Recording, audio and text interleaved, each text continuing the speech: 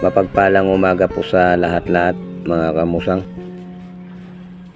Mayroon naman po tayong isang napakaganda na mutya at napakahusay na mutya. Ito yung tinatawag na mutya ng palos o il mga kamusang. Yan po yung itsura niya, napakakinis at napakalamig sa kamay. May mga may mga bukol-bukol. Ito po yung nakita po natin sa paghahunting namin sa gilid ng dagat. Maraming mga bato doon na mga malalaki. Ito yung sinuka ng il o palos mga kamusang. Sinuka niya na yung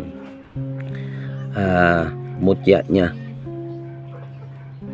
Ayon sa mga matatandang paniniwala mga kamusang, ang palos o il ay may taglay na kakayahan na magaling sa takasan.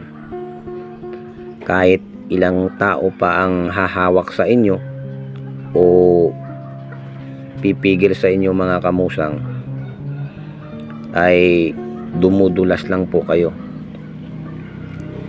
Hindi kayo basta-basta mahuhuli o madadakip. Ubarin nyo lang yung damit ninyo. Ito yung magandang bisa niya sa liksi at dulas na taglay mga kamusang. Mutya ng palos o il. Ayan po yung itsura niya.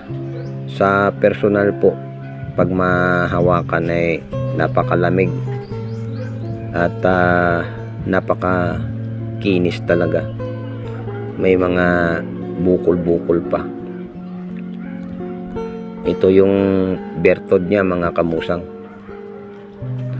Mapagpalang umaga na lang po sa lahat-lahat.